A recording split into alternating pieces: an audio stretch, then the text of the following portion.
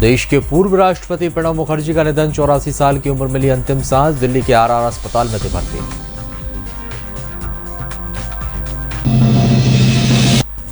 भोपाल में फिर honey trap का मामला आया सामने, 2 पत्रकारों को किया गया गिरफ्तार। डॉक्टर को कर रहे थे 50 लाख रुपए के लिए ब्लैकमेल। डरपोक चीन की नाबाक करतूत, आधी रात को की घुसपैठ, भारतीय जवानों ने खदेड़ा। चीनी विदेश मंत्रालय ने घुसपैठ की बात को नकारा। सीएम शिवराज ने किया होशंगाबाद और सीहोर के बाढ़ प्रभावित जिलों का दौरा, सेना के रेस्क्यू को किया सलाह।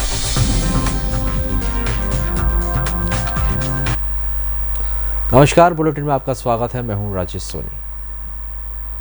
दरअसल आज देश को गहरा आघात लगा है। देश के पूर्व राष्ट्रपति प्रणब मुखर्जी का 84 साल की उम्र में ही निधन हो गया। हाल ही में उनकी ब्रेन सर्जरी हुई थी और वे कोरोना पॉजिटिव भी पाए गए थे, जिसके बाद दिल्ली के आरआर अस्पताल में उनका इलाज चल रहा था। राष्ट्रपति रामनाथ कोविंद, प्रधानमंत्री नरेंद्र मोदी और अमित शाह, गृह मंत्री अमित शाह ने उन्हें श्रद्धांजलि भी दी है। और वहीं मध्य प्रदेश के मुख्यमंत्री शिवराज सिंह चौहान ने भी प्रणब दा को याद किया है।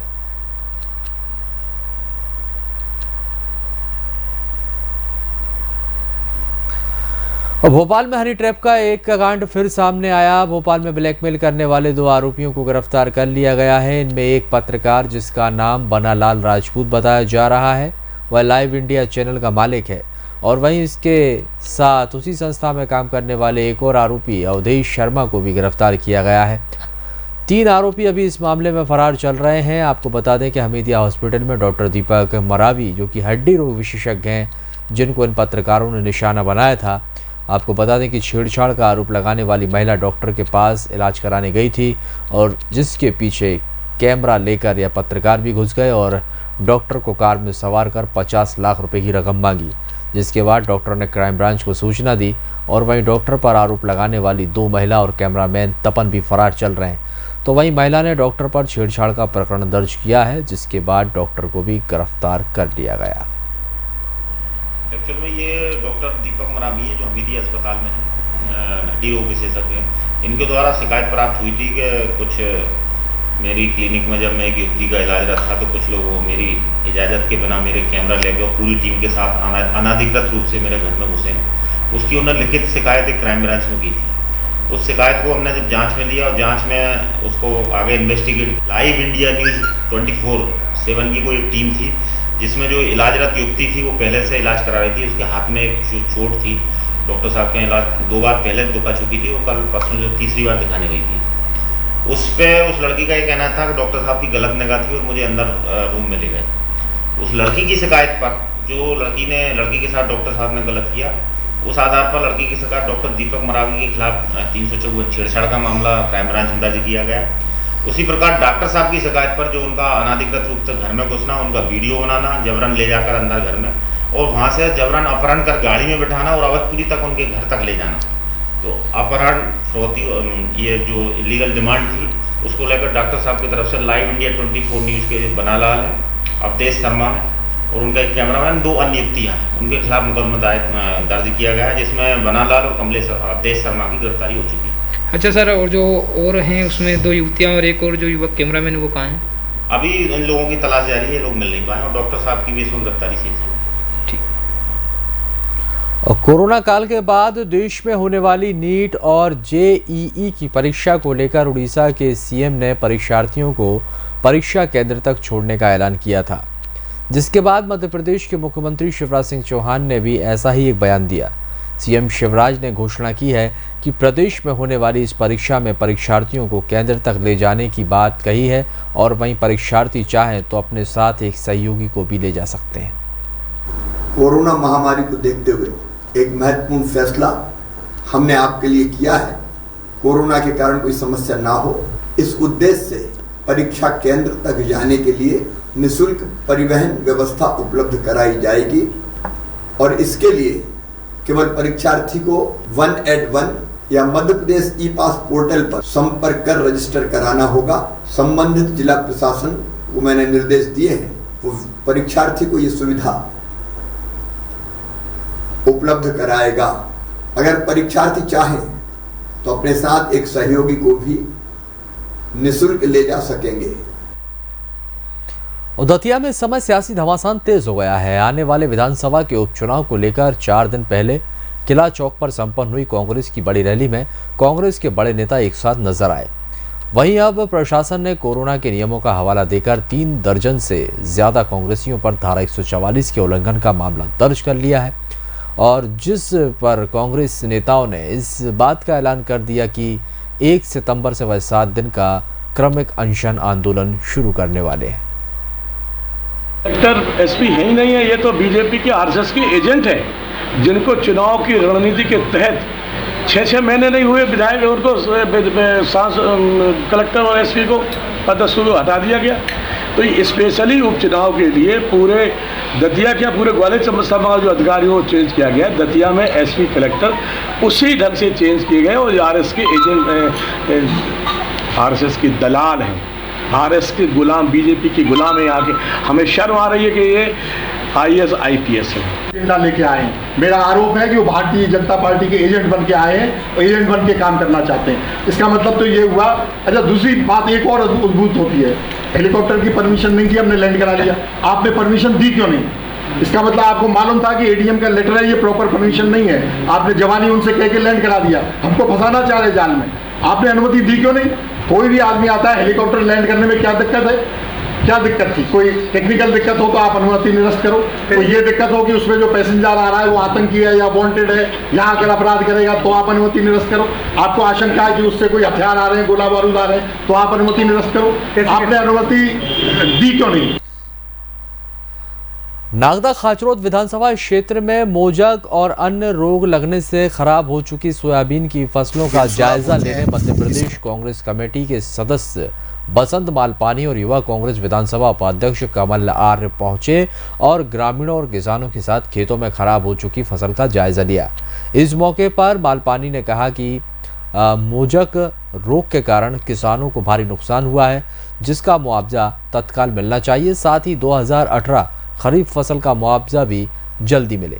वहीं फसल बीमा और गेहूं उपार्जन की शेष राशि भी किसानों के खातों में डाली जाए और यदि हमारी मांगे नहीं मानी गई तो 2 सितंबर पर नागदा तहसील कार्यालय पर किसानों और कांग्रेस जनों के साथ प्रदर्शन कर विभिन्न मांगों को लेकर ज्ञापन सौंपा जाएगा। बिलसुड़ा पहुंचे हैं। इसके पूर्व परमारखेड़ी, भाटीसुड़ा और पारदी गांव भी होके आए हैं। हमने देखा कि परमारखेड़ी, भाटीसुड़ा, पारदी और बिलसुड़ा में किसानों को काफ़ी नुकसान हुआ है। सोयाबीन की फसल में एक अलग टाइप का रोग इन फसलों में लग गया है, जिसके कारण जो ये फली है वो बढ़ नहीं पा रही है। तो हमारा ऐसा कहना है कि हम बुधवार के दिन दोपहर को 1 बजे तहसील कार्यालय में SDM साहब को अवगत कराएंगे कि जिन भी किसानों की फसलें खराब हुई है वहाँ पे जाकर मौका मुआयना पटवारी जी के माध्यम से, तहसीलदार साहब के माध्यम से करवाया जाए और जिनकी भी फसलें खराब हुई है उन्हें 100% मुआवजा किसानों को दिया जाए। पूरे देश की तरह मध्य प्रदेश में भी CM हाउस में गणेशोत्सव बड़े ही धूमधाम के साथ मनाया जाता है। हर बार CM शिवराज सिंह चौहान पूरे विधि विधान के साथ गणेश प्रतिमा की स्थापना करते हैं, लेकिन इस बार कोरोना काल के चलते CM शिवराज ने गणेश प्रतिमा की सादगी से स्थापना की है। CM शिवराज सिंह की धर्मपत्नी साधना सिंह ने भगवान को डोल 11 के मौके पर 56 भोग लगाया, जिसका वीडियो उन्होंने सोशल मीडिया पर शेयर किया। नमस्कार, जैसा कि आप सभी जानते हैं गणेश जी हर घर घर पे विराजमान है। हम सब पर गणेश जी की कृपा रहे, ऐसे हम लोग भगवान से प्रार्थना करते हैं। मैं हमेशा की तरह इस बार भी हमारे बाढ़ वाले गणेश जी को 56 भोग लगा रही हूँ। मैं पिछले 14 साल से भगवान के मंदिर में 56 भोग लगा रही हूँ और ये 56 भोग मैं 2 दिन में अपने घर में तैयार करती हूँ। वो कहते हैं ना, लड्डू मन को भोग लगे संत करे सेवा। जो गणेश जी को लड्डू बहुत प्रिय है। वैसे तो गणेश जी का पेट इतना बड़ा है कि वो सब कुछ खाते हैं, लेकिन लड्डू उनका मोदक बहुत प्रिय है। गंजबासौदा में भाजपा सरकार के खिलाफ पूर्व विधायक निशंक जैन ने कांग्रेस कार्यकर्ताओं के साथ शंख, ढपले, सीटियां बजाकर जंगी प्रदर्शन किया। प्रदर्शन में बड़ी तादाद में कांग्रेस कार्यकर्ता शामिल हुए, जिससे प्रशासन सतर्क हो गया। इसके बाद एसडीएम कार्यालय पहुंचने पर पूर्व विधायक को रोका भी गया, लेकिन भीड़ को देखते हुए पुलिस भी उन्हें नहीं रोक पाई और आधे घंटे तक पूर्व विधायक ने सरकार के खिलाफ नारेबाजी की। वहीं किसानों की मांगों को लेकर एसडीएम को ज्ञापन भी सौंपा।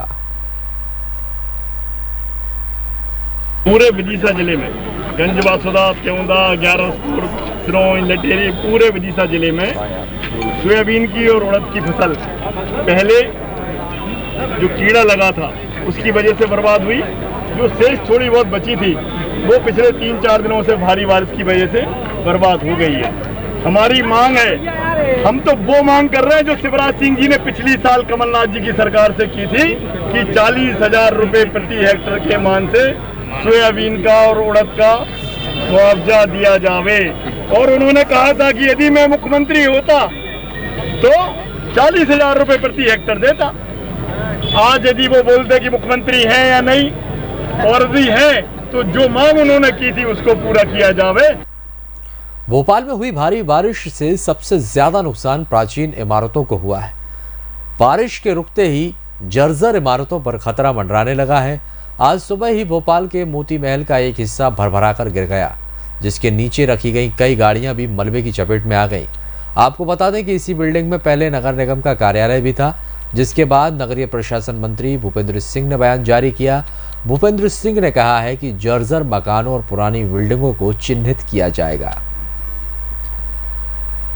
इसके निर्देश जारी किए गए हैं कि सभी नगर निगम, नगर पालिकाएं इसको देखें कि कोई भी मकान अगर ऐसा है जो जर्जर है या कमज़ोर है, जो वर्षा से नुकसान हो सकता है, इसको देखें और अगर कहीं पर भी कोई भी इस प्रकार की लापरवाही होगी तो संबंधित अधिकारी इसके लिए दोषी होंगे, उनके खिलाफ कार्रवाई की जाएगी। अक्सर लोगों के जहन में गलत बर्ताव के कारण पुलिस की छवि धूमिल बनी रहती है, लेकिन महकमे में कुछ पुलिसकर्मी ऐसे भी होते हैं जो अपने अच्छे कार्यों के लिए खाकी के रुतबे को बरकरार रखने की कोशिश भी करते हैं।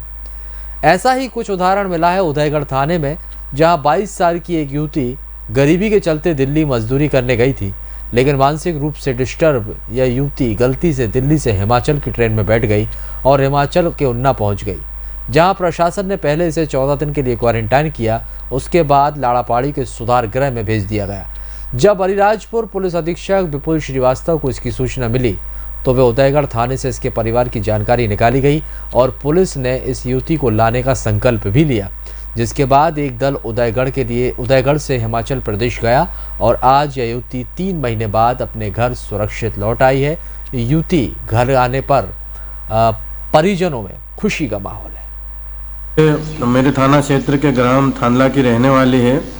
ये अपने भाई के साथ माह फरवरी में दिल्ली मजदूरी करने गई थी। वहाँ से गलत ट्रेन रूट में बैठ जाने के कारण ये हिमाचल प्रदेश पहुँच गई थी। कोविड के कारण लॉकडाउन हो गया है, तो 2-3 महीने बाद अभी जब ये लॉकडाउन अनलॉक हुआ है तब श्रीमान पुलिस अधीक्षक महोदय के निर्देशानुसार यहाँ से रेड क्रॉस एवं पुलिस की मदद से उसको प्राइवेट वाहन भेजकर बुलवाया।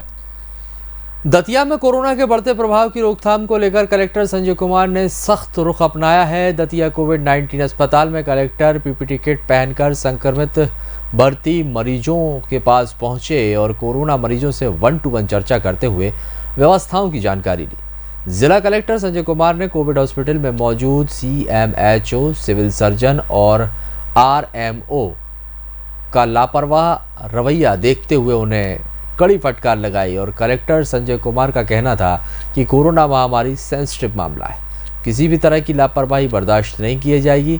और आपको बता दें कि दतिया में कोरोना मरीजों की संख्या में लगातार इजाफा हो रहा है। वार्डों में जो भर्ती कोरोना के पेशेंट हैं, जो एसिम्प्टोमेटिक पेशेंट हैं, वो कोविड केयर सेंटर में हैं, उसको भी देख रहा हूँ। कोविड हॉस्पिटल में जो थोड़े से सिम्प्टोमेटिक पेशेंट हैं और ICU में कुछ क्रिटिकल पेशेंट हैं, 4 पेशेंट हैं अभी के लिए, उनको जाकर देखा, उनसे बातचीत की। उद्देश्य ये है कि एक बार हम समझें कि हॉस्पिटल के अंदर की व्यवस्था कैसी है और इसमें क्या कमी है। कुछ कमी मरीजों ने बताया है, कुछ कमी हमने अपनी आंखों से देखा है। इसके बारे में हमने यहाँ के सिविल सर्जन सीएमओ को बताया है, कल टीम को भी बुलाया है और हम इसको रिकॉर्ड पे भी लेंगे। मानसून के सीज़न में घूमने का अपना अलग ही मज़ा होता है और इस सीज़न में मौसम और प्रकृति दोनों का ही रूप निखर जाता है। जी हाँ, हम बात कर रहे हैं आगरा ज़िला मुख्यालय से 20 किलोमीटर दूर पंचेटी डैम की। मानसून के दौरान यहाँ के नज़ारे कुछ अलग ही होते हैं। मानसून की बारिश पंचेटी डैम के आसपास के पेड़ों और यहाँ की हवाओं को साफ कर देती है। इस दौरान यहाँ हरी भरी वनस्पतियाँ खुशी से चहक उठती हैं। यहाँ की ऐतिहासिक संरचनाएं इस मौसम में अद्भुत नज़र आती हैं और फोटोग्राफी के शौकीन यहाँ शानदार दृश्यों को अपने कैमरे में उतार सकते हैं। पंचेटी डैम भारी बारिश के चलते पूरी तरह से लबालब भर गया है। डैम के भरने से आसपास के किसानों के चेहरों पर खुशी देखी गई, क्योंकि रबी की फसल की सिंचाई इस डैम से ही होती है।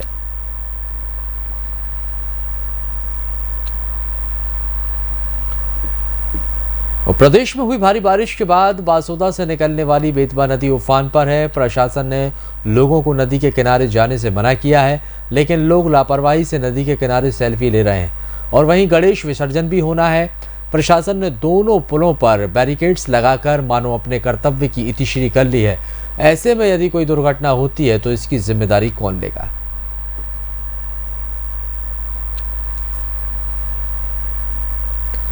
प्रदेश की राजधानी भोपाल में शराब की तस्करी रुकने का नाम नहीं ले रही है और हर दिन शराब तस्करी के नए नए मामले भी सामने आ रहे हैं। लॉकडाउन के दिन भी आबकारी भोपाल ने एक अल्टो कार से महंगी अंग्रेजी शराब जब्त की। विशेष आबकारी प्रभारी विवेक त्रिपाठी के नेतृत्व में यह कार्रवाई की गई। गाड़ी में 6 पेटी महंगी अंग्रेजी शराब की बोतलें जब्त की गई हैं और वहीं कार के साथ 2 आरोपियों को भी गिरफ्तार कर लिया गया है।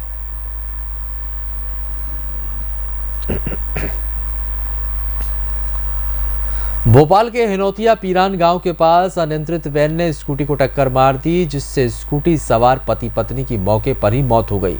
वहीं वैन का ड्राइवर भी गंभीर रूप से घायल बताया गया है। वैन के ड्राइवर का बैरसिया के निजी अस्पताल में इलाज चल रहा है। मृतक मंडी में तोलावटी हम्माल का काम करते थे और एसआई दिलीप जायसवाल ने बताया है कि बैरसिया के मुन्ना लाल जाटव अपनी पत्नी सुशीला बाई के साथ स्कूटी पर सवार होकर हिनोतिया पीरान गांव जा रहे थे और जैसे ही ये लोग हिनोतिया पीरान टर्निंग के पास पहुंचे, वैसे ही अनियंत्रित वैन ने इनकी स्कूटी को टक्कर मार दी, जिसकी वजह से यह हादसा हुआ। ये मामला ये था कि ये पति पत्नी अपने घर बैरसिया शांति कुंज से हिनोतिया पीरान की तरफ जा रहे थे। तो रास्ते में एक अपनी स्कूटी से आ रहे थे लोग, तो रास्ते में एक वैन सामने से आया, वो इनकी गाड़ी में तेज़ी और लापरवाही पूर्वक चलाकर इनकी गाड़ी को टक्कर मार दी, जिनसे मौके पर ही पति पत्नी की मौत हो गई है। पति का नाम है मुन्ना लाल जाटव, पिता पन्ना लाल जाटव, और इनकी वाइफ का नाम है सुशीला बाई, पति का नाम मुन्ना लाल जाटव। ये लोग दोनों वार्ड गंजबासौदा में कोरोना को लेकर प्रशासन की लापरवाही देखने को मिली, जहां प्रशासन ने कोरोना मरीज के घर की बैरिकेडिंग और सैनिटाइजेशन तक नहीं की। केवल एक रस्सी बांधकर जिम्मेदारों ने काम खत्म कर दिया। तो वहीं बैरिकेडिंग न होने के चलते साप्ताहिक हॉट भी लग गया। रहवासी भी बेझिझक बाजार से खरीदारी करते नजर आए। अब इस लापरवाही से गरीब सब्जी वाले और खरीदार कोरोना की चपेट में आ गए हैं, तो इसकी जिम्मेदारी कौन लेगा?